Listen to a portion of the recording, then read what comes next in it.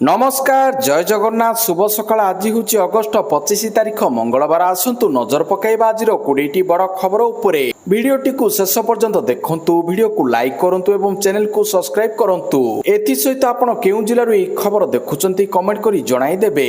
आज प्रथम खबर देशी असल्ट राइफल शेर परीक्षण सफल एबे हेबो सेना ट्रायल। उत्तर प्रदेश अमेठी स्थित कोरभा फैसिलिटी सेंटर निर्मित संपूर्ण स्वदेशी असल्ट राइफल AK-203 शेर प्रथम सफल परीक्षण होईछि। এই রাইফল কু Indo Russian rifles private limited প্রস্তুত କରିଛନ୍ତି। এই কোম্পানি 2019 মସିହାରେ ଭାରତ ଏବଂ ରୁଷିଆ ମିଳିତ ଉଦ୍ୟମ ରୂପରେ ସ୍ଥାପିତ ହୋଇଥିଲା। ଏହାର ଉଦ୍ଦେଶ୍ୟ ଥିଲା ଭାରତରେ AK-203 ରାଇଫଲ ନିର୍ମାଣ କରିବା। IRRPL CEO ତଥା managing director major general SK ଶର୍ମାଙ୍କ ଅନୁସାରେ ପ୍ରଥମ 100% ସ୍ୱଦେଶୀ ପ୍ରୋଟୋଟାଇପରୁ ସଫଳତାପୂର୍ବକ ଫାୟାର କରାଯାଇଛି। ଏଥିରେ ବ୍ରଷ୍ଟ ମୋଡ୍ ମଧ୍ୟ ସାମିଲ ଥିଲା। ପରବର୍ତ୍ତୀ ଖବର ଓଡ଼ିଶା ହିନ୍ଦୁ ଧାର୍ମିକ ଦେବୋତ୍ତର ଆଇନ ସଂଶୋଧନ ନେଇ ବୈଠକ ସହଜ ହେବ ମନ୍ଦିର ମଠ ସୁପରିଚାଳନା। ରାଜ୍ୟରେ ଦେବୋତ୍ତର ବିଭାଗ ଅଧୀନରେ ଅନେକ ମନ୍ଦିର ମଠ ଏବଂ ଧାର୍ମିକ ଅନୁଷ୍ଠାନ ମାନ ରହିଛି। ଏଥିମଧ୍ୟରୁ ଅନେକ ମନ୍ଦିର ମଠ ଗୁଡ଼ିକ ବହୁ ପୁରାତନ ହୋଇଥିବା ବେଳେ ଏହାର ପରିଚାଳନା ନେଇ ସ୍ପଷ୍ଟ ନିୟମାବଳୀ ନାହିଁ। ପ୍ରଚଳିତ ଓଡ଼ିଶା ହିନ୍ଦୁ ଧାର୍ମିକ ଦେବୋତ୍ତର ଆଇନ 1951ରେ ଆବଶ୍ୟକ ସଂଶୋଧନ ନେଇ ଏକ ଉଚ୍ଚସ୍ତରୀୟ ବୈଠକ ଲୋକସେବା ଭବନ ସ୍ଥିତ ଆଇନ ବିଭାଗ ସମ୍ମିଳନୀ କକ୍ଷରେ ଅନୁଷ୍ଠିତ ହୋଇଯାଇଛି। ଆଇନ ପୂର୍ତ୍ତ ଅବକାରୀ ମନ୍ତ୍ରୀ ପୃଥ୍ୱୀରାଜ ହରିଚନ୍ଦନଙ୍କ ଅଧ୍ୟକ୍ଷତାରେ ଅନୁଷ୍ଠିତ ବୈଠକରେ ପ୍ରଚଳିତ ଆଇନରେ ଥିବା ବହୁ ଅନାବଶ୍ୟକ ଧାରା ଏବଂ ଉପଧାରାକୁ ଯୁଗୋପଯୋଗୀ ଅନୁଯାୟୀ ସଂଶୋଧନ ନେଇ ଆଲୋଚନା ହୋଇଥିଲା। ଏଥିସହିତ କମିଶନର ଅତିରିକ୍ତ କମିଶନର ଏବଂ କ୍ଷମତାପ୍ରାପ୍ତ ଅଧିକାରୀଙ୍କ କ୍ଷମତା କ୍ୟାଡର ପୁନର୍ଗଠନ ଦେବୋତ୍ତର ବିଭାଗରେ ନୂଆ ନିଯୁକ୍ତି ସୁଯୋଗ ସୃଷ୍ଟି ନେଇ ମଧ୍ୟ ଆଲୋଚନା ହୋଇଛି। ପରବର୍ତ୍ତୀ ଖବର 10 ଲକ୍ଷ ଚାଷୀଙ୍କ ପଶୁପକ୍ଷୀ ପ୍ରଭାବିତ କହିଲେ ମନ୍ତ୍ରୀ। ରାଜ୍ୟରେ ବନ୍ୟାର ଦ୍ୱିତୀୟ ପର୍ଯ୍ୟାୟକୁ ନଜରରେ ରଖି ପଶୁ ସମ୍ପଦ ବିକାଶ ବିଭାଗ ପକ୍ଷରୁ ବ୍ୟାପକ ପଦକ୍ଷେପ ଗ୍ରହଣ କରାଯାଇଛି। ବନ୍ୟା ପ୍ରଭାବିତ ଅଞ୍ଚଳରେ ପଶୁପକ୍ଷୀଙ୍କ ସୁରକ୍ଷା ଚିକିତ୍ସା ଟିକାକରଣ ଓ ଖାଦ୍ୟ ଯୋଗାଣ ଉପରେ ବିଭାଗ ଗୁରୁତ୍ୱ ଦେଇଛି। ଅଗଷ୍ଟ 23 ତାରିଖ ସୁଦ୍ଧା 7ଟି ଜିଲ୍ଲାର 33ଟି ବ୍ଲକ ଅଧୀନରେ 370ଟି ଗ୍ରାମ ପଞ୍ଚାୟତର 1493ଟି ଗାଁ ବନ୍ୟା ପ୍ରଭାବିତ ହୋଇଛି। ବନ୍ୟା ଯୋଗୁଁ 1,04,663 ଜଣ ଚାଷୀଙ୍କର ମୋଟ 5,48,535ଟି ପଶୁପକ୍ଷୀ ପ୍ରଭାବିତ ହୋଇଛନ୍ତି। ପରବର୍ତ୍ତୀ ଖବର ମୁଖ୍ୟମନ୍ତ୍ରୀଙ୍କ ଘୋଷଣା ବର୍ଷକୁ 3ଟି ମାଗଣା ଗ୍ୟାସ୍ ସିଲିଣ୍ଡର। ତାମିଲନାଡୁ ମୁଖ୍ୟମନ୍ତ୍ରୀ ଶ୍ରୀ ଜୋସେଫ ବିଜୟ ବିଧାନସଭାରେ ଏକ ବଡ଼ ଘୋଷଣା କରି କହିଛନ୍ତି ଅନ୍ନପୂର୍ଣ୍ଣି ସୁପର 6 ଯୋଜନା ଅନ୍ତର୍ଗତ ବର୍ଷକୁ 3ଟି ମାଗଣା ଗ୍ୟାସ୍ ସିଲିଣ୍ଡର ଯୋଗାଇ ଦିଆଯିବ। ଏହି ଯୋଜନାରେ ବର୍ଷକୁ 2.5 ଲକ୍ଷ କିମ୍ବା ତାଠାରୁ କମ୍ ଆୟ ଥିବା ପରିବାରକୁ ବର୍ଷ ପିଛା 3ଟି LPG ସିଲିଣ୍ଡର ଯୋଗାଇ ଦିଆଯିବ। ହିତାଧିକାରୀମାନେ ପ୍ରତ୍ୟକ୍ଷ ଲାଭ ହସ୍ତାନ୍ତର ମାଧ୍ୟମରେ ଲାଭ ପାଇପାରିବେ। ସିଲିଣ୍ଡର ପାଇଁ ଦେୟ ସିଧାସଳଖ ଗ୍ରାହକଙ୍କ ବ୍ୟାଙ୍କ ଆକାଉଣ୍ଟରେ ଜମା କରାଯିବ। ଏହା ଦ୍ୱାରା ରାଜ୍ୟର 1,30 ଲକ୍ଷରୁ ଅଧିକ ପରିବାର ଉପକୃତ ହୋଇପାରିବେ। ସରକାର ଆକଳନ କରିଛନ୍ତି ଯେ ଏହି ଯୋଜନାରେ ବାର୍ଷିକ ପ୍ରାୟ 4,000 କୋଟି ଖର୍ଚ୍ଚ ହେବ। ମହିଳା ଏବଂ ଟ୍ରାନ୍ସଜେଣ୍ଡର ଯାତ୍ରୀଙ୍କ ପାଇଁ ମାଗଣା ବସ୍ ସେବା ଯୋଜନାର ବିସ୍ତାର ସମ୍ପର୍କରେ ମଧ୍ୟ ମୁଖ୍ୟମନ୍ତ୍ରୀ ଘୋଷଣା କରିଛନ୍ତି। ହେଟ୍ରି ପାୟାନମ୍ ନାମକ ଏହି ଯୋଜନା ଅକ୍ଟୋବର 2 ମହାତ୍ମା ଗାନ୍ଧୀଙ୍କ ଜୟନ୍ତୀରେ ଆରମ୍ଭ ହେବ। ଏହି ଯୋଜନା ସରକାରୀ ବସ୍ରେ ମାଗଣା ଯାତ୍ରାର ପରିସରକୁ ବିସ୍ତାର କରିବ। ପରବର୍ତ୍ତୀ ଖବର ସେବା ନ ମିଳିଲେ ଗଣିବେ ଦଣ୍ଡ। ସରକାରୀ ସେବାରେ ବିଳମ୍ବ ହେଲେ ଦରମାରୁ କଟିବ ଟଙ୍କା ଅଫିସରଙ୍କୁ ଲାଗିଲା ନୂଆ ନିୟମ। ସରକାରୀ ସେବା ଦେବାରେ ବିଳମ୍ବ କଲେ ଏଣିକି ବାବୁଙ୍କୁ ଦେବାକୁ ପଡ଼ିବ ଦଣ୍ଡ। ସାଧାରଣ ଲୋକଙ୍କୁ ସମୟ ସୀମା ଭିତରେ ସରକାରୀ ସେବା ଯୋଗାଇବା ପାଇଁ ରାଜ୍ୟ ସରକାର ଆଣିଛନ୍ତି ନୂଆ ବ୍ୟବସ୍ଥା। ଓଡ଼ିଶା ଜନସେବା ଅଧିକାର ଆଇନରେ ଲାଗୁ ହୋଇଛି ଅଟୋ ଅପିଲ ସିଷ୍ଟମ। ବ୍ୟବସ୍ଥା ଅନୁସାରେ କୌଣସି ସରକାରୀ ସେବା ପାଇଁ ଆବେଦନ କରିବା ପରେ ନିର୍ଦ୍ଧାରିତ 30 ଦିନ ମଧ୍ୟରେ କାମ ନ ହେଲେ ଅଭିଯୋଗଟି ସ୍ୱୟଂଚାଳିତ ଭାବରେ ଉପରିସ୍ଥ ଅଧିକାରୀଙ୍କ ପାଖକୁ ଚାଲିଯିବ। ଅର୍ଥାତ୍ ଆବେଦନକାରୀଙ୍କୁ ଅଲଗା ଭାବରେ ଅପିଲ କରିବାର ଆବଶ୍ୟକତା ରହିବ ନାହିଁ। କେବଳ ସେତିକି ନୁହେଁ, ସେବା ଦେବାରେ ବିଳମ୍ବ କଲେ ଦାୟୀ ଅଧିକାରୀଙ୍କ ଦରମାରୁ ଦିନକୁ 250 ଟଙ୍କା ଜରିମାନା କଟାଯିବ। ଏହି ଜରିମାନା ସର୍ବାଧିକ 5,000 ଟଙ୍କା ପର୍ଯ୍ୟନ୍ତ ହୋଇପାରେ। ପରବର୍ତ୍ତୀ ଖବର ଇସ୍ରୋର ଘରୋଇକରଣ କରିବାକୁ ଯୋଜନା କରୁଛନ୍ତି ମୋଦି ସରକାର। କଂଗ୍ରେସର ବଡ଼ ଅଭିଯୋଗ। ପ୍ରଧାନମନ୍ତ୍ରୀ ନରେନ୍ଦ୍ର ମୋଦି ସରକାର ମହାକାଶ କ୍ଷେତ୍ରରେ ଘରୋଇକରଣ ଏଜେଣ୍ଡା ଅନୁସରଣ କରୁଥିବା ଅଭିଯୋଗ କରିଛି କଂଗ୍ରେସ। ଘରୋଇ ଷ୍ଟାର୍ଟଅପ୍ ଗୁଡ଼ିକୁ ପ୍ରୋତ୍ସାହିତ କରି ଭାରତୀୟ ମହାକାଶ ଗବେଷଣା ସଂଗଠନ ଇସ୍ରୋର ଭୂମିକାକୁ ସୀମିତ କରିବା ଉପରେ ଦଳ ପ୍ରଶ୍ନ ଉଠାଇଛି। କଂଗ୍ରେସର ଯୋଗାଯୋଗ ସାଧାରଣ ସମ୍ପାଦକ ଜୟରାମ ରମେଶ କହିଛନ୍ତି ଯେ ଭାରତ ମହାକାଶ କାର୍ଯ୍ୟକ୍ରମରେ ଇସ୍ରୋର ଭବିଷ୍ୟତ ଭୂମିକା ବିଷୟରେ ସାମ୍ପ୍ରତିକ ରିପୋର୍ଟ ଗୁଡ଼ିକ 6 ଦଶନ୍ଧି ଧରି ନିର୍ମିତ ସଂଗଠନର କ୍ଷମତା ନିରାପତ୍ତା ଏବଂ ସମ୍ପତ୍ତି ଉପରେ ଚିନ୍ତା ସୃଷ୍ଟି କରିଛି। ପରବର୍ତ୍ତୀ ଖବର ନକଲି ପନିର ବିକ୍ରି ଉପରେ ସରକାରଙ୍କ କଡ଼ା ନଜର, ବ୍ୟବସାୟୀଙ୍କ ବିରୋଧରେ ହେବ କଠୋର କାର୍ଯ୍ୟାନୁଷ୍ଠାନ। ନକଲି ଖାଦ୍ୟ ସାମଗ୍ରୀ ବିକ୍ରି କରୁଥିବା ବ୍ୟବସାୟୀଙ୍କ ବିରୋଧରେ ହେବ କଡ଼ା କାର୍ଯ୍ୟାନୁଷ୍ଠାନ। ବଜାରରେ ନକଲି ପନିର ବିକ୍ରି ନେଇ ବିଭିନ୍ନ ଘଟଣା ସାମ୍ନାକୁ ଆସିବା ପରେ ଏନେଇ ସତର୍କ ହୋଇଛି ସ୍ୱାସ୍ଥ୍ୟ ବିଭାଗ। ନକଲି ପନିର ସହ ଅନ୍ୟ ଅପମିଶ୍ରିତ ଖାଦ୍ୟ ସାମଗ୍ରୀ ବିକ୍ରି ଉପରେ ବିଭାଗ ପକ୍ଷରୁ କଡ଼ା ନଜର ରଖାଯାଇଥିବା ସ୍ୱାସ୍ଥ୍ୟ ମନ୍ତ୍ରୀ କହିଛନ୍ତି। ନକଲି ପନିର ସମ୍ପର୍କରେ ସ୍ୱାସ୍ଥ୍ୟ ବିଭାଗ ପାଖରେ ପୂର୍ବରୁ ସୂଚନା ଥିଲା। ଗତ 7 ଦିନ ଧରି ରାଜ୍ୟର ବିଭିନ୍ନ ସ୍ଥାନରେ ଖାଦ୍ୟ ସୁରକ୍ଷା ବିଭାଗ ପକ୍ଷରୁ ଚଢ଼ାଉ ଜାରି ରହିଛି। ବିଶେଷ କରି ନକଲି ପନିର ଓ ଅନ୍ୟ ନକଲି ଖାଦ୍ୟ ସାମଗ୍ରୀର ଉତ୍ପାଦନ ଏବଂ ବିକ୍ରି ଉପରେ ନଜର ରଖାଯାଇଛି। ପରବର୍ତ୍ତୀ ଖବର, ଅଷ୍ଟ୍ରେଲିଆ ଠାରୁ ହାରି ମଧ୍ୟ ଇତିହାସ ରଚିଲା ବାଂଲାଦେଶ।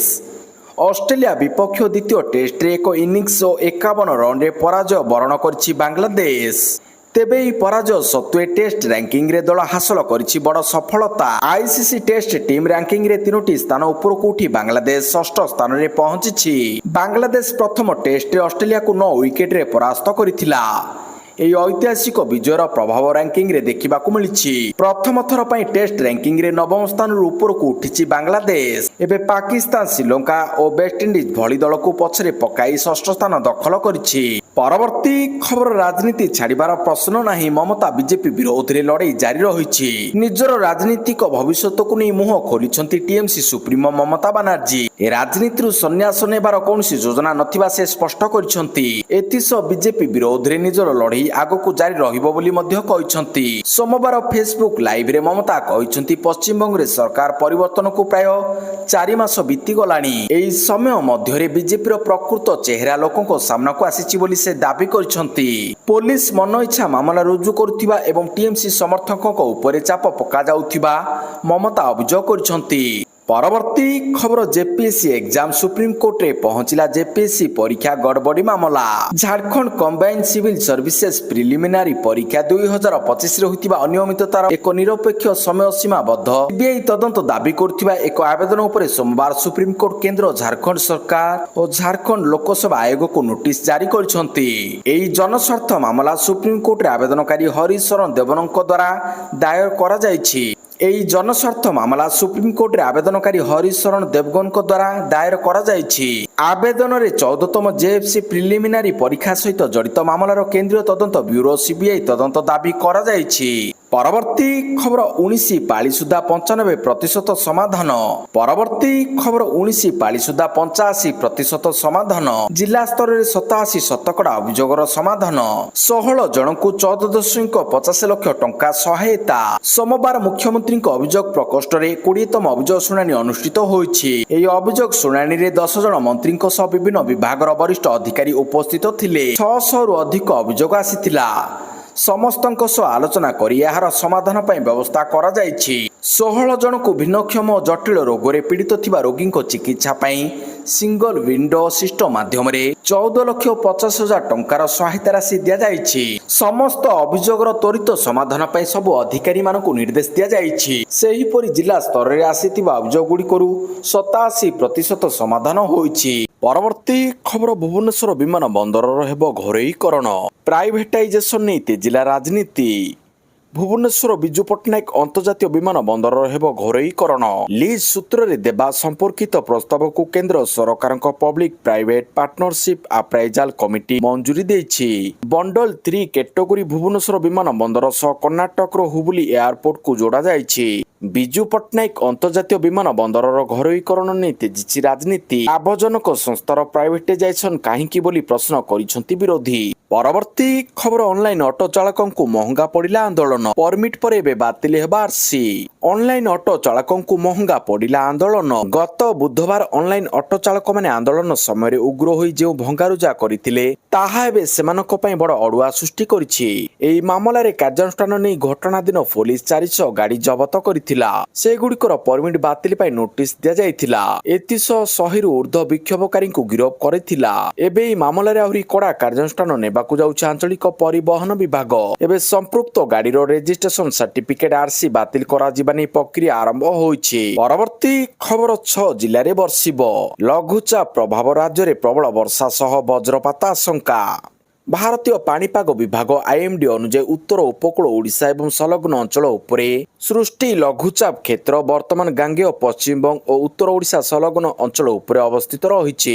ଏହା ଆଗାମୀ 24 ଘଣ୍ଟାରେ ଉତ୍ତର ପଶ୍ଚିମ ଦିଗକୁ ଗତି କରିବାର ସମ୍ଭାବନା ରହିଛି। ସୁନ୍ଦରଗଡ଼, ଝାରସୁଗୁଡ଼ା, ବରଗଡ଼, ସମ୍ବଲପୁର, ସୁବର୍ଣ୍ଣପୁର ଓ ବୌଦ୍ଧ ଜିଲ୍ଲାର ଗୋଟିଏ କିମ୍ବା ଦୁଇଟି ସ୍ଥାନରେ ପ୍ରବଳରୁ ଅତି ପ୍ରବଳ ବର୍ଷା ହେବାର ଆଶଙ୍କା ରହିଛି। ଏହା ସହ ଏହି ଜିଲ୍ଲା ଗୁଡ଼ିକରେ ବଜ୍ରପାତ ସହ ଘଡ଼ଘଡ଼ି ଓ ଘଣ୍ଟା ପ୍ରତି 40ରୁ 50 କିଲୋମିଟର ବେଗରେ ଝଟକା ପବନ ବହିବାର ସମ୍ଭାବନା ଅଛି। ଏଥିସହିତ ବାଲେଶ୍ୱର, ଦେବଗଡ଼, ଅନୁଗୁଳ, କେନ୍ଦୁଝର, ମୟୂରଭଞ୍ଜ, ନୂଆପଡ଼ା, ବଲାଙ୍ଗୀର, କଳାହାଣ୍ଡି, କନ୍ଧମାଳ, ନବରଙ୍ଗପୁର, ରାୟଗଡ଼ା, କୋରାପୁଟ, ମାଲକାନଗିରି, ଗଜପତି, ଗଞ୍ଜାମ ଓ ନୟାଗଡ଼ ଜିଲ୍ଲାରେ ପ୍ରବଳ ବର୍ଷାର ସମ୍ଭାବନା ରହିଛି। ପରବର୍ତ୍ତୀ ଖବର, ଓଡ଼ିଶାର 3 ଉତ୍ପାଦକୁ ମିଳିପାରେ ଜିଆଇ ଟ୍ୟାଗ। ଓଡ଼ିଶାର ବିଭିନ୍ନ ପାରମ୍ପରିକ ଉତ୍ପାଦକୁ ଜିଆଇ ଟ୍ୟାଗ ପ୍ରଦାନ ପାଇଁ ପ୍ରୟାସ ଜୋରଦାର ହୋଇଛି। ଢେଙ୍କାନାଳର ପାଳ ବାଇଗଣ, ସମ୍ବଲପୁରର ସରସତିଆ ଏବଂ ପୁରୀ ଚିଲିକା ଅଞ୍ଚଳର ପ୍ରସିଦ୍ଧ ମାଣିକ ପାଟଣା ଦହି ପାଇଁ ଜିଆଇ ଟ୍ୟାଗ ଆବେଦନ ଶେଷ ପର୍ଯ୍ୟାୟରେ ପହଞ୍ଚିଥିବା କହିଛନ୍ତି ଓୟୁଏଟି କୁଳପତି ପ୍ରଫେସର ପ୍ରଭାତ କୁମାର ରାଉଳ। ଓୟୁଏଟିର 65ତମ ପ୍ରତିଷ୍ଠା ଦିବସ ଅବସରରେ ସେ କହିଛନ୍ତି ସମ୍ପୃକ୍ତ ଉତ୍ପାଦଗୁଡ଼ିକ ପାଇଁ ଆବଶ୍ୟକ ତଥ୍ୟ ଓ ଦସ୍ତାବିଜ ଦାଖଲ କରାଯାଇଛି। ବିଶେଷ କରି ମାଣିକ ପାଟଣା ଦହିର ପାରମ୍ପରିକ ପ୍ରସ୍ତୁତି ପ୍ରଣାଳୀ, ବ୍ୟବହୃତ ସାମଗ୍ରୀ ଏବଂ ଏହାର ଐତିହ୍ୟ ସମ୍ପର୍କିତ ବିସ୍ତୃତ ତଥ୍ୟ ସଂଗ୍ରହ କରି ଉପସ୍ଥାପନ କରାଯାଇଛି। ପରବର୍ତ୍ତୀ ଖବର, ଜଷ୍ଟିସ ଗୋପାଳ ବଲ୍ଲଭ ପଟ୍ଟନାୟକ ଓଡ଼ିଶା ଲୋକାୟୁକ୍ତ ଚୟନ କମିଟିର ସଦସ୍ୟ ମନୋନୀତ। ସୁପ୍ରିମକୋର୍ଟର ପୂର୍ବତନ ମୁଖ୍ୟ ବିଚାରପତି ଜଷ୍ଟିସ ଗୋପାଳ ବଲ୍ଲଭ ପଟ୍ଟନାୟକ ଓଡ଼ିଶା ଲୋକାୟୁକ୍ତ ଚୟନ କମିଟିର ସଦସ୍ୟ ମନୋନୀତ ହୋଇଛନ୍ତି। ରାଜ୍ୟ ସାଧାରଣ ପ୍ରଶାସନ ପକ୍ଷରୁ ବିଜ୍ଞପ୍ତି ପ୍ରକାଶ ପାଇଛି। ଜଷ୍ଟିସ ଗୋପାଳ ବଲ୍ଲଭ ପଟ୍ଟନାୟକଙ୍କ ଜନ୍ମ ଓଡ଼ିଶାର କଟକ ସହରରେ ହୋଇଥିଲା। ପରବର୍ତ୍ତୀ ଖବର, ରୁଷରେ ପୁଟିନଙ୍କୁ ଭେଟିଲେ ଜୟଶଙ୍କର। 2 ଦିନିଆ ରୁଷ ଗସ୍ତରେ ଥିବା ବୈଦେଶିକ ମନ୍ତ୍ରୀ ଏସ୍ ଜୟଶଙ୍କର ସୋମବାର ମସ୍କୋରେ ରୁଷ ରାଷ୍ଟ୍ରପତି ଭ୍ଲାଦିମିର ପୁଟିନଙ୍କୁ ସାକ୍ଷାତ କରିଛନ୍ତି। ସାକ୍ଷାତ ସମୟରେ ଦୁଇ ଦେଶର ଦ୍ୱିପାକ୍ଷିକ ସମ୍ପର୍କ, ବାଣିଜ୍ୟ, ଆର୍ଥିକ ସହଯୋଗ, ଶକ୍ତି ଓ ପରମାଣୁ କ୍ଷେତ୍ର ସମେତ ବିଭିନ୍ନ ପ୍ରସଙ୍ଗ ନେଇ ଆଲୋଚନା ହୋଇଛି। ଭାରତ ରୁଷ ମଧ୍ୟରେ ଚଳିତ ବର୍ଷ ଦ୍ୱିପାକ୍ଷିକ ବାଣିଜ୍ୟ ବୃଦ୍ଧି ପାଇଥିବାରୁ ପୁଟିନ ଖୁସି ପ୍ରକାଶ କରିବା ସହ ଏଥିପାଇଁ ପ୍ରଧାନମନ୍ତ୍ରୀ ମୋଦିଙ୍କୁ ଶ୍ରେୟ ଦେଇଛନ୍ତି। ପରବର୍ତ୍ତୀ ଖବର, 7 ବର୍ଷ ପରେ ପ୍ରଥମ ଥର ଭାରତ ଆସିବେ ଚୀନ ରାଷ୍ଟ୍ରପତି। ଜିନପିଙ୍ଗଙ୍କ ସହ ଆସିବେ 400 ଲୋକଙ୍କ ପ୍ରତିନିଧି ମଣ୍ଡଳୀ। ଚୀନ ରାଷ୍ଟ୍ରପତି ସି ଜିନପିଙ୍ଗ 7 ବର୍ଷରେ ପ୍ରଥମ ଥର ପାଇଁ ଭାରତ ଗସ୍ତରେ ଆସିବେ। ରିୟଟର୍ସ ରିପୋର୍ଟ ଅନୁସାରେ ଚୀନ ରାଷ୍ଟ୍ରପତି ସି ଜିନପିଙ୍ଗ ଆସନ୍ତା ମାସରେ ନୂଆଦିଲ୍ଲୀରେ ହେବାକୁ ଥିବା ବ୍ରିକ୍ସ ଶିଖର ସମ୍ମିଳନୀରେ ଏକ ବଡ଼ ପ୍ରତିନିଧି ମଣ୍ଡଳୀ ସହ ଯୋଗ ଦେବେ। ଏହା 7 ବର୍ଷ ପରେ ତାଙ୍କ ପ୍ରଥମ ଭାରତ ଗସ୍ତ ହେବ ଏବଂ ଦୁଇ ପ୍ରତିଦ୍ୱନ୍ଦ୍ୱୀ ଦେଶ ମଧ୍ୟରେ ସମ୍ପର୍କ ସୁଧାରିବାର ଏକ ନୂଆ ସଂକେତ ହେବ। ଭାରତ ସେପ୍ଟେମ୍ବର 12 ଓ 13 2 ଦିନ ବ୍ରିକ୍ସ ଶିଖର ସମ୍ମିଳନୀର ଆୟୋଜନ କରିବାକୁ ଯାଉଛି। ଏଥିରେ ଜିନପିଙ୍ଗଙ୍କ ଯୋଗଦାନ ନେଇ ଅନୁମାନ କରାଯାଉଛି। ପରବର୍ତ୍ତୀ ଖବର, ଜେଲରେ ଇମ୍ରାନ ଖାନଙ୍କ ଚିକିତ୍ସା ପାଇଁ ବ୍ରିଟେନ ପ୍ରଧାନମନ୍ତ୍ରୀ ଏଣ୍ଡି ବର୍ମାହାମଙ୍କ ହସ୍ତକ୍ଷେପ ଲୋଡ଼ିଲେ ପୂର୍ବ ପତ୍ନୀ ଜେମିମା ଗୋଲ୍ଡସ୍ମିଥ। ପାକିସ୍ତାନର ପୂର୍ବତନ ପ୍ରଧାନମନ୍ତ୍ରୀ ଇମ୍ରାନ ଖାନଙ୍କ ସହ ଜେଲରେ କରାଯାଉଥିବା ବ୍ୟବହାରକୁ ନେଇ ପୂର୍ବତନ ପତ୍ନୀ ଜେମିମା ଗୋଲ୍ଡସ୍ମିଥ ବ୍ରିଟେନ ସରକାରଙ୍କୁ ସାର୍ବଜନିକ ରୂପରେ ହସ୍ତକ୍ଷେପ କରନ୍ତୁ ବୋଲି ଦାବି କରିଛନ୍ତି। ଜେମିମା ଅଭିଯୋଗ କରିଛନ୍ତି ଯେ ଇମ୍ରାନଙ୍କୁ ଦୀର୍ଘ ସମୟ ପର୍ଯ୍ୟନ୍ତ ଏକାନ୍ତ କାରାବାସରେ ରଖାଯାଇଛି। ଏପରିକି ପରିବାର, ଡାକ୍ତର ଏବଂ ଓକିଲଙ୍କୁ ମଧ୍ୟ ଭେଟିବାକୁ ଦିଆଯାଇ ନାହିଁ। ଏନେଇ ସେ ସୋସିଆଲ ମିଡିଆ ପ୍ଲାଟଫର୍ମ ଏକ୍ସରେ କରିଥିବା ପୋଷ୍ଟରେ ପ୍ରଧାନମନ୍ତ୍ରୀ ଏଣ୍ଡି ବର୍ମାହାମ ଓ ବିଦେଶ ସଚିବ ଏଡି ମଲିବ୍ୟାଣ୍ଡଙ୍କୁ ପ୍ରସଙ୍ଗରେ ବ୍ରିଟେନ କେତେକ ସମୟ ପର୍ଯ୍ୟନ୍ତ ଚୁପ୍ ରହିବ ବୋଲି ପ୍ରଶ୍ନ କରିଛନ୍ତି। ପରବର୍ତ୍ତୀ ଖବର, ଗୋଟିଏ ଘଣ୍ଟାରେ ଦର୍ଶନ କରିବେ 8ରୁ 10 ହଜାର ଲୋକ। ଶ୍ରୀମନ୍ଦିରରେ ଧାଡି ଦର୍ଶନ ବ୍ୟବସ୍ଥା ନେଇ ଉଚ୍ଚସ୍ତରୀୟ ବୈଠକରେ ଆଲୋଚନା। 3 ମାସ ଭିତରେ ରାମ୍ପ ବ୍ୟବସ୍ଥା। ଶ୍ରୀମନ୍ଦିରରେ ଧାଡି ଦର୍ଶନ ବ୍ୟବସ୍ଥା ନେଇ ଉଚ୍ଚସ୍ତରୀୟ ବୈଠକ। ସୋମବାର ଆଇନ ମନ୍ତ୍ରୀଙ୍କ ଅଧ୍ୟକ୍ଷତାରେ ଲୋକସେବା ଭବନରେ ଏହି ଗୁରୁତ୍ୱପୂର୍ଣ୍ଣ ବୈଠକ ହୋଇଥିଲା। ବୈଠକରେ ପୁରୀ ଲ ସେକ୍ରେଟାରୀଙ୍କ ସହିତ ଅନେକ ବରିଷ୍ଠ ଅଧିକାରୀ ଉପସ୍ଥିତ ରହିଥିଲେ। ଆଇଆଇଟି ଭୁବନେଶ୍ୱର ବୈଷୟିକ ଟିମ୍ ମଧ୍ୟ ଉପସ୍ଥିତ ଥିଲେ। ତେବେ ବୈଠକରେ ଶ୍ରୀମନ୍ଦିରରେ ଖୁବ୍ ଶୀଘ୍ର ଧାଡି ବ୍ୟବସ୍ଥା ଆରମ୍ଭ କରିବା ଉପରେ ଜୋର ଦିଆଯାଇଛି। ବୈଠକ ପରେ ଆଇନମନ୍ତ୍ରୀ ପୃଥ୍ୱୀରାଜ ହରିଚନ୍ଦନ ପ୍ରତିକ୍ରିୟା ଦେଇ କହିଛନ୍ତି ମହାପ୍ରଭୁଙ୍କ ଦର୍ଶନ ପାଇଁ ଭକ୍ତଙ୍କ ସଂଖ୍ୟା ଅହେତୁକ ବୃଦ୍ଧି ପାଇଛି। ଛୁଟି ଦିନରେ ଭକ୍ତ ସଂଖ୍ୟା ବଢୁଛି। ସରକାରକୁ ଆସିବା ପରେ ନିଷ୍ପତ୍ତି ହୋଇଥିଲା ଦର୍ଶନ ଶୃଙ୍ଖଳିତ ହେବ। ମନ୍ଦିର ଭିତର ଓ ନାଟ ମଣ୍ଡପକୁ ଏୟାର କଣ୍ଡିସନ କରାଯିବ। ପରବର୍ତ୍ତୀ ଖବର, 51 ବର୍ଷର ସ୍ୱପ୍ନ ପୁଣି ଧୂଳିସାତ୍। ଆର୍ଜେଣ୍ଟିନା ଠାରୁ 3-5ରେ ହାରି ହକି ବିଶ୍ୱକପ୍ ସେମିଫାଇନାଲରୁ ଆଉଟ୍ ହେଲା ଭାରତ। ଭାରତୀୟ ପୁରୁଷ ହକି ଦଳ ପୁଣି ଥରେ ଭାଙ୍ଗିଲା ବିଶ୍ୱକପ୍ ଜିତିବାର ସ୍ୱପ୍ନ। 51 ବର୍ଷର ସ୍ୱପ୍ନ ପୁଣି ଧୂଳିସାତ୍। ଆମଷ୍ଟେଲଭିନ୍ ଠାରେ ଖେଳାଯାଇଥିବା ଗୁରୁତ୍ୱପୂର୍ଣ୍ଣ ମ୍ୟାଚରେ ଆର୍ଜେଣ୍ଟିନା ଠାରୁ 3-5 ଗୋଲରେ ପରାସ୍ତ ହୋଇ ବିଶ୍ୱକପ୍ ସେମିଫାଇନାଲ ଦୌଡ଼ରୁ ବାଦ୍ ପଡ଼ିଛି ଭାରତ।